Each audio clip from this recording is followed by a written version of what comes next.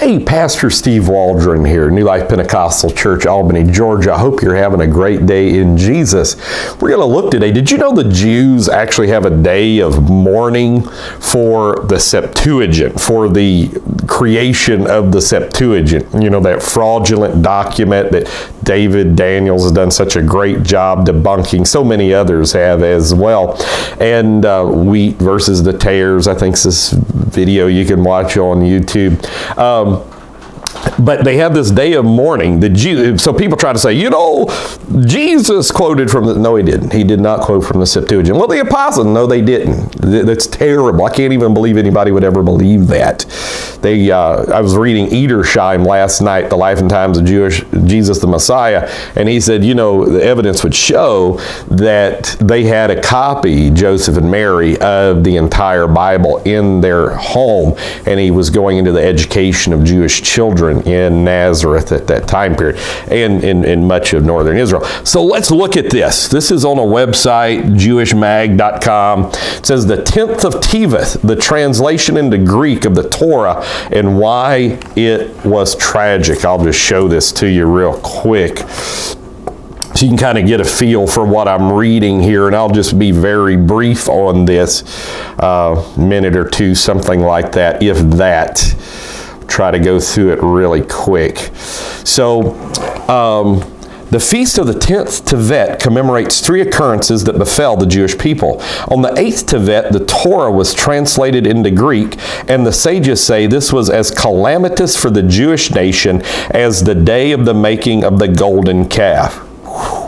On the 9th of Tevet, Ezra and Nehemiah, leaders of the Jewish peoples, returned to the land of Israel from Babylon, and builders of the second temple died, an irreplaceable loss. And on the 10th of Tevet, Nebuchadnezzar, king of Babylon, began his 3-year siege of Jerusalem, resulting in the destruction of the first temple. So this translation is known as the Septuagint, or in Hebrew, the Targum Hashivim, translation of the 70, even though they claim there were 72.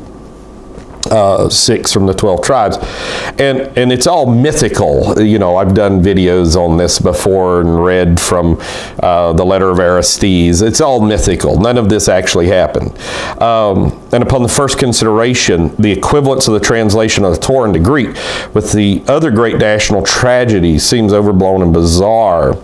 Okay, and so then it goes out to the Talmud, Megillah 9a, recounts following incident on how this happened. But so they actually have this day of mourning for the creation of the Septuagint because it was considered as calamitous as Aaron's golden calf. Amazing.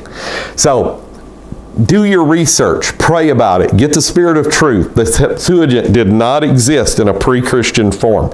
Maybe the law did in Greek, but not the Septuagint. There's no existence. The Septuagint that we have today is from Vaticanus. It's Origen's 5th column, but it was not a pre-Christian. And what they did is because the apostles would targum under the influence of the Holy Ghost, they would go back and they would write, and they made up this manuscript that tried to fit in what the apostles said with the Septuagint, and not vice versa. They weren't quoting the Septuagint. The Septuagint was written later, trying to conform what the apostles said, with what was in the Masoretic text.